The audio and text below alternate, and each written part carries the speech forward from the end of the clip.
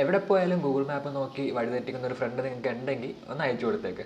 Hi all, Google മാപ്പിൽ എപ്പോഴെങ്കിലുമൊക്കെ ആയിട്ട് വഴിതെറ്റി വന്നവർക്ക് വഴി തെറ്റാണ്ടിരിക്കാനുള്ള ഒരു ട്രിക്ക് ഗൂഗിൾ മാപ്പ് തന്നെ സെറ്റ് ചെയ്ത് വെച്ചിട്ടുണ്ട്. പക്ഷെ അത് എല്ലാവർക്കും അങ്ങനെ അറിയത്തില്ല.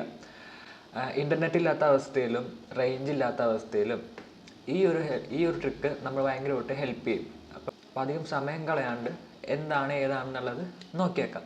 ട്രിപ്പിന് പോകുന്നതിന് മുന്നേ തന്നെ മാപ്പ് ഡൗൺലോഡ് ചെയ്ത് വെച്ച് കഴിഞ്ഞാൽ ഇൻ്റർനെറ്റ് ഇല്ലാത്തൊരു സ്ഥലത്ത് നമ്മൾ എത്തിപ്പെട്ടാലും ഓഫ്ലൈൻ മാപ്പിൽ നിന്ന് നമുക്ക് റൂട്ട് കണ്ടുപിടിച്ചെടുക്കാൻ പറ്റും എന്നുള്ളതാണ് ഈ ട്രിക്ക്. അതിനാദ്യം തന്നെ ഗൂഗിൾ മാപ്പ് ഓപ്പൺ ആക്കിയതിന് ശേഷം ടോപ്പ് റൈറ്റ് കോർണറിലുള്ള പ്രൊഫൈലിൽ ക്ലിക്ക് ചെയ്യുക. ഇപ്പോൾ വന്നിരിക്കുന്ന ഇൻ്റർഫേസിൽ ഓഫ്ലൈൻ മാപ്പിൽ ക്ലിക്ക് ചെയ്യുക. അതിനുശേഷം താഴെ കാണുന്ന select your own map tap ചെയ്യുക.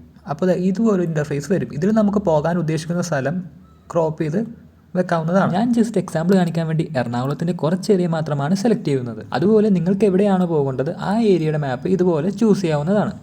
ഇനി കേരളം മൊത്തം ഓഫ്ലൈൻ മാപ്പിൽ സെറ്റ് ചെയ്ത് വെക്കണമെന്നാണെങ്കിൽ ഏകദേശം 600 MB താഴെ മാത്രമേ സൈസ് വരുന്നുള്ളൂ. മാപ്പ് സെലക്ട് ചെയ്തതിന് ശേഷം താഴെ കാണുന്ന ഡൗൺലോഡ് ബട്ടൺ ഞെക്കുക. അപ്പോൾ ഡൗൺലോഡ് ബട്ടൺ ഞെക്കിക്കഴിഞ്ഞ് സ്ക്രീനിൽ കാണുന്നത് പോലെ ഡൗൺലോഡിങ് സ്റ്റാർട്ടാവും.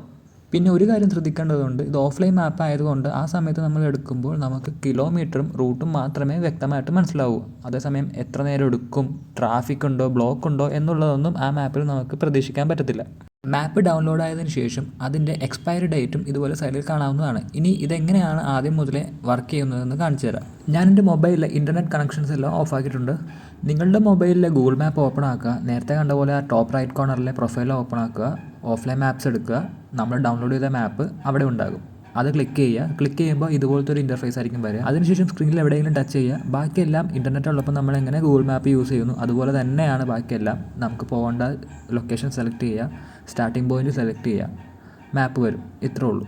പിന്നെ ഇതുപോലുള്ള ഇൻ്റർഫേസ് കണ്ടു കഴിഞ്ഞാൽ പേടിക്കണ്ട, വർക്കായില്ലല്ലോ എന്ന് വിചാരിക്കണ്ട. ഇത് വാക്കിങ്ങിൻ്റെയും ടൂ വീലറിൻ്റെയൊക്കെ ആണ് ഇല്ലാത്തത്. അവിടെ കാറിൻ്റെ 32 minutes എന്ന് കാണിക്കുന്നുണ്ട്. അപ്പോൾ നമ്മൾ അതിലോട്ട് ടാപ്പ് ചെയ്താൽ മതി, ആ റൂട്ട് കാണിക്കും.